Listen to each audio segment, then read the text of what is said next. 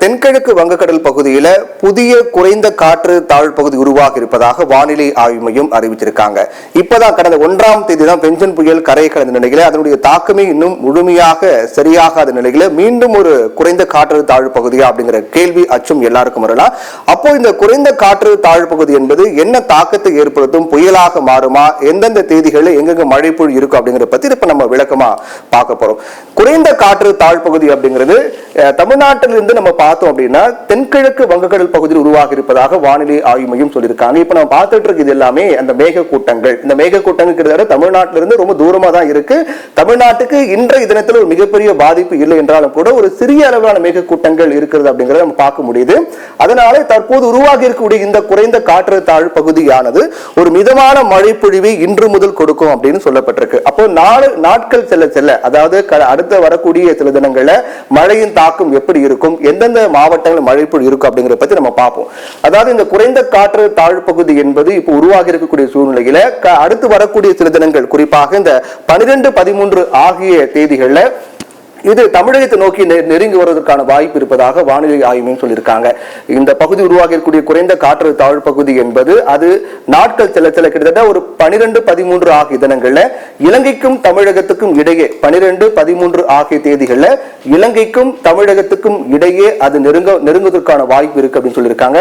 அப்போ இது தமிழ்நாட்டு நெருங்கும் போது மழை பொழிவு என்பது இருக்குமா அப்படிங்கிற ஒரு கேள்வி இருக்கும். நிச்சயமாக இருக்கும். எங்கெங்க மழை பொழிவு இருக்குன்னா குறிப்பாக 12, 13 ஆகிய தினங்கள்ல தமிழ்நாட்டினுடைய சென்னை, திருவள்ளூர், காஞ்சிபுரம், செங்கல்பட்டு, அதாவது KTCC என்று சொல்லப்படக்கூடிய சென்னை, திருவள்ளூர், காஞ்சிபுரம், செங்கல்பட்டு ஆகிய மாவட்டங்கள், அதே போன்று வடகடலோர மாவட்டங்களில் மழைப்பொழிவு இருக்கின்றாங்க. அதே போன்று டெல்டா மாவட்டங்கள், குறிப்பாக திருவண்ணாமலை, திருச்சி, அதே போன்று அரியலூர், தஞ்சை உள்ளிட்ட டெல்டா மாவட்டங்களிலும், நாகை உள்ளிட்ட டெல்டா மாவட்டங்களையும் மழை பொழிவு இருக்கும். இது எப்போ இருக்கும் அப்படின்னா 12, 13 ஆகிய தினங்கள்ல அதீத கனமழைக்கான வாய்ப்பு இருப்பதாக வானிலை ஆய்வு மையம் தெரிவிச்சிருக்காங்க.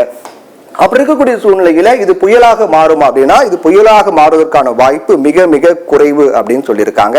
இது குறைந்த காற்று தாழ்வு பகுதியாகவே நகர்ந்து வரும் அப்படின்னும், அதிகபட்சமா போனா ஒரு ஆழ்ந்த காற்று தாழ்வு பகுதியாக வரைக்கும் மாறலாமே தவிர இது புயலாக மாறுவதற்கான வாய்ப்பு இல்லை அப்படிங்கிறது ஆறுதல் அளிக்கக்கூடிய செய்தியாக இருக்கு. அப்போ காற்றினுடைய வேகம் குறைவாக இருக்கும், ஆனா மழையின் அளவு என்பது 12, 13 ஆகிய தினங்கள்ல அதீத மழை பொழிவு இருக்கும் அப்படின்னு சொல்லப்பட்டிருக்கு. அப்போ மீண்டும் வடகிழக்கு பருவமழை தீவிரம் அடைய போகிறது. 10ஆம் தேதி முதல் 16ஆம் தேதி வரையிலான காலகட்டங்கள் வரைக்கும் இந்த குறைந்த காற்று தாழ்வு பகுதியுடைய தாக்கம் இருக்கும், மழைப்பொழிவு இருக்கும் அப்படின்னு சொல்றாங்க. சரி, இப்ப 10 முதல் 16 வரைக்கும் தான் இந்த மழைப்பொழிவு தாக்கம் இருக்கும் அப்படின்னா அதோட இந்த ஆண்டுக்கான வடகிழக்கு பருவமழை முடிஞ்சிருக்கிறதா அப்படின்ற ஒரு கேள்வி வரும். நிச்சயமாக இல்லை அப்படிங்கிற பதில். ஏன்னா பெஞ்சன் புயலுக்கு பிறகு தற்போது குறைந்த காற்று தாழ்வு பகுதி உருவாகி இருக்கிறது. அது 11 முதல் 16 வரை ஒரு கடுமையான மழைப்பொழிவு கொடுக்கும் அப்படின்னு சொல்லப்பட்டிருக்கு. அந்த மழைப்பொழிவு அப்படிங்கிறது வடகடலோர மாவட்டங்கள், அதே போன்று டெல்டா மாவட்டங்கள்ல கொடுக்கும். இந்த மழைப்பொழிவு 11 முதல் 16 வரை எதிர்பார்க்கலாம் அப்படின்னு சொல்லப்பட்டிருக்கு.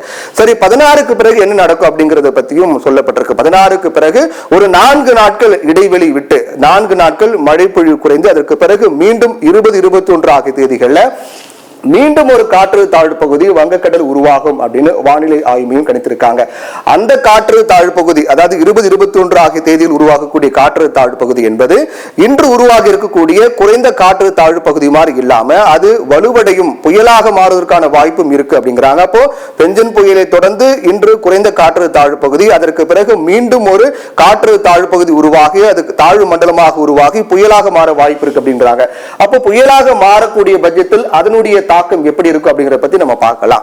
ஏன்னா இந்த குறைந்த காற்று தாழ்வு பகுதி 11 முதல் 16 வரை வடகடலோர மாவட்டங்கள், அதே போன்று டெல்டா மாவட்டங்கள் மழை பொழிவு கொடுக்கும் சொல்லப்பட்டிருக்கு. அதற்கு பிறகு ஒரு 4 நாட்கள் இடைவெளி விட்டு மீண்டும் 20, 21 ஆகிய தேதிகளில் மீண்டும் ஒரு காற்று தாழ்வு பகுதி உருவாகி அது ஆழ்ந்த காற்று தாழ்வு மண்டலமாக வலுப்பெற்று புயலாக மாறுவதற்கான வாய்ப்பு இருக்குன்னு சொல்றாங்க. அது புயலாக மாறக்கூடிய பட்சத்தில் அது மெல்ல மெல்ல நகர்ந்து கிட்டத்தட்ட அது சென்னைக்கும் நாகைக்கும் இடையே கரை கடக்கலாம் அப்படின்னு சொல்லப்பட்டிருக்கு.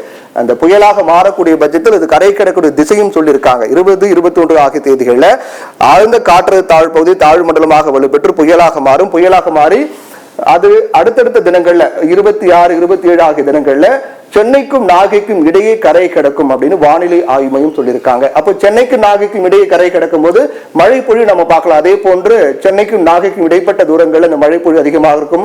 அது நகர நகர நகர உள் மாவட்டங்கள், டெல்டா மாவட்டங்களில் மழை பொழிவு அதிகமாக இருக்கும் அப்படின்னு சொல்லப்பட்டிருக்கு. அப்போ மீண்டும் இந்த பெஞ்சன் புயலை போன்று 20, 21 தேதியில் உருவாக்கக்கூடிய அந்த குறைந்த காற்று பகுதி புயலாக மாறி ஒரு பெரிய காற்று மற்றும் மழை பொழிவு கொடுக்கும் அப்படிங்கிற மாதிரி இப்போ வரைக்கும் கணித்திருக்காங்க. அப்போ இந்த ஆண்டு இறுதிக்குள், டிசம்பர் இறுதிக்குள்ளாக மீண்டும் ஒரு புயல் உருவாகும். அது அதீத காற்று மற்றும் மழை பொழிவை கொடுக்கும் என்றும் தெரிவிக்கப்பட்டிருக்கிறது. கூடுதல் தகவல்கள், இது எக்ஸாக்டா எங்க அது கரையை கடக்கும், எந்தெந்த மாவட்டங்களில் எவ்வளவு சென்டிமீட்டர் மழை பொழிவு கொடுக்கும் அப்படிங்கிறது அடுத்தது வரக்கூடிய தினங்களில் நமக்கு விரிவா தெரிய வரும்.